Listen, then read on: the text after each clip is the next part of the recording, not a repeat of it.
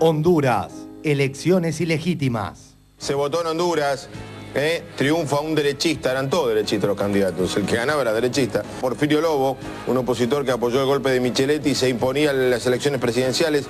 Ganó el candidato del Partido Nacional, Porfirio Pepe Lobo, un rico empresario agropecuario. Yo estoy aquí viendo, alegre esta mañana, viendo el futuro, y esta mañana aquí Zelaya y Zelaya, vuelve a Zelaya es historia, eso ya es parte del pasado, hombre, ya estuvo, ya Zelaya es historia, eso ya es parte del pasado, hombre, ya estuvo, ya Zelaya. Hay impunidad contra los que dieron el golpe de Estado, por eso es que estas elecciones son fraudulentas, por eso es que no significan la voluntad del pueblo hondureño.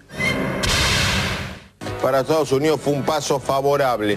Atención, porque Estados Unidos reconoce el resultado de las elecciones. Lo de Honduras no me llama la atención, porque lo que pasa con Estados Unidos es que es un país entrenado para fabricar dictaduras militares. Llevan 1 siglo y medio fabricando dictaduras militares en América Latina. Y entonces, a la hora de defender la democracia en Honduras, al principio pareció que querían hacerlo y hacerlo bien, pero al final se han arrepentido porque le falta training. Los futboleros podríamos decirlo así. Le falta training, no están bien entrenados para entenderse con la democracia. La opinión del dictador. ¡Y viva Honduras! Roberto, ¿por qué anda de blanco? Ando de blanco porque es símbolo de paz y de tranquilidad, de transparencia, pero también para agradecer a todas aquellas gentes en Honduras que se vistieron de blanco para hablar de democracia. Esperamos que los gobiernos del mundo entiendan que nosotros somos hombres y mujeres que queremos vivir en democracia.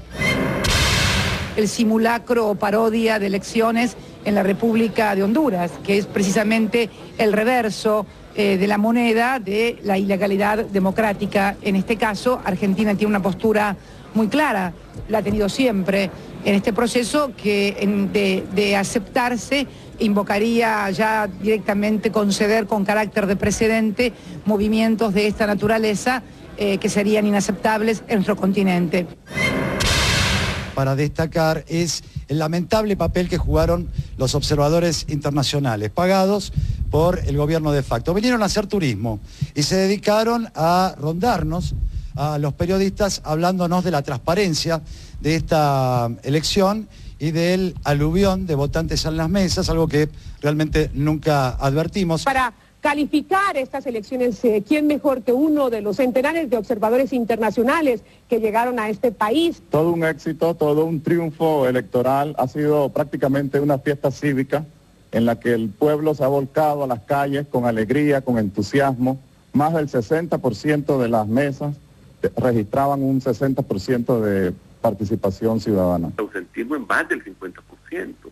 ¿Dónde están los observadores de OEA, los observadores de Naciones Unidas? ¿Dónde están los observadores calificados de América? Si ningún país está viniendo a ser observadores calificados. Estamos con Javier Zúñiga, que es el jefe de la delegación de Amnistía Internacional. Nos llegaron numerosas denuncias de arrestos, de ametrallamientos y nos tocó un caso que consideramos dramático. Un muchacho fue levantado por una patrulla militar y desde entonces no tenemos noticias. Una jornada que muchos califican de ejemplar. Lo que hemos podido observar es que la jornada ha transcurrido sin mayores contratiempos, en total calma y normalidad. En rechazo a las elecciones organizadas por el gobierno de facto, cientos de hondureños salieron a las calles de San Pedro Sula a manifestar. En respuesta, recibieron la represión policial.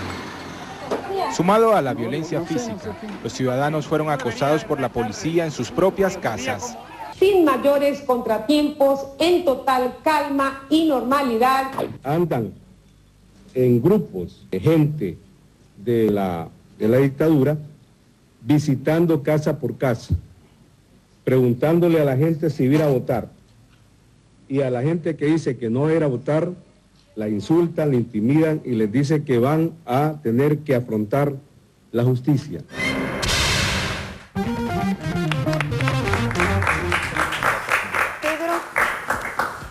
Qué complicado. Creo que una vez que estuve acá dije que el tema de Honduras iba mucho más allá de Honduras y que efectivamente afectaba América Latina. Por eso esta división tan profunda. Y creo que lo manifestó muy bien el presidente de Brasil cuando se plantó frente a Estados Unidos, después de haber recibido la carta la semana pasada, que supuestamente era secreta, de Obama a Lula, y Marco Aurelio García, el principal asesor de Lula, dijo estar decepcionado con la postura de Obama. Tal vez no leyó el libro de Galeano que justamente el presidente Chávez le regaló porque estaba en castellano y él no sabe castellano. Acá se están jugando muchas cosas en Honduras. Claro, un país muy alejado de nosotros, Centroamérica, país donde hay viejas oligarquías, uno de los países donde había menos politización, a diferencia tal vez de Guatemala, de Nicaragua. Y está claro que la resistencia no tuvo la capacidad política para derrocar al gobierno de facto. El gobierno de facto sabía que el tiempo jugaba a su favor y lo manejó muy bien. Dijo, hay que llegar al 29 de noviembre, el día de las elecciones, esto nos va a legitimar. Llegaron al 29 de noviembre, Zelaya intentó diferentes maniobras, recuerdan cuando estaba en la frontera, que entraba, que no entraba, no entró. Después sorpresivamente a la embajada de Brasil. Yo la verdad pensé que el domingo iba a hacer algo, que iba a salir de la embajada, que iba a hacer algo, pero fíjense que las manifestaciones que vimos eran de otra ciudad, no de la capital, de San Pedro Sula, que me parece que la resistencia más fuerte que en Tegucigalpa, y no tuvieron la capacidad de torcerle... Pero Pedro, ¿crees que solamente esto sucedió porque no tuvieron la capacidad política de resolverlo o porque además no tuvieron el respaldo internacional que deberían haber necesitado? Tuvieron un respaldo internacional bastante fuerte, más allá de Estados Unidos. Gran parte de América Latina condenó el golpe de Estado. Pero cuando gran hay parte armas, de los la europeos... capacidad política queda reducida. ¿Cómo? A mí, cuando hay armas, cuando se trata de que tenés a las Fuerzas Armadas en tu contra, en tu propio país, la capacidad de maniobra política de la resistencia es bastante reducida, ¿no? Es relativo, porque ha habido dictaduras que fueron derrocadas. Es complejo, obviamente, no es fácil derrocar a un gobierno de facto. Creo que Micheletti además tenía con toda la institucionalidad, tenía la Corte Suprema, tenía el Parlamento, tenía por supuesto a las Fuerzas Armadas, pero se jugó muy bien de tratar de mantener un equilibrio, no hubo una represión desmedida todo el tiempo, no hubo arrestos masivos, fue bastante selectivo. De hecho, a la oposición salían los medios de comunicación, nosotros pudimos hacerle entrevistas a gente de la oposición, hubo manifestaciones, no es que no había ninguna posibilidad de manifestarse. Creo que Zelaya además tenía sus particularidades, un hombre que viene de la oligarquía, no era un... Por eso marcaba el tema de la debilidad tal vez de la resistencia, porque no había movimientos sociales muy poderosos que apoyaran a un hombre muy controvertido, que no se sabía para dónde se disparaba, que vuelve y no le avisa a sus partidarios que vuelve, que no tiene el apoyo a los movimientos sociales. Completamente. Recordemos que cuando él llega a la presidencia los movimientos sociales no lo apoyaban, o sea, desconfiaban de él. Es interesante, me parece que ahí me surge la idea de que el hecho de que Zelaya haya sido, le hayan usurpado el poder, no lo convierte en un héroe. El problema es que Zelaya se fue diluyendo en esa embajada, en ese encierro, de una manera, en vez de convertirse en lo que desearían un líder carismático, parece que fue deglutido por las circunstancias. De algún modo coincido con el análisis totalmente de Pedro. Claro, de Pedro.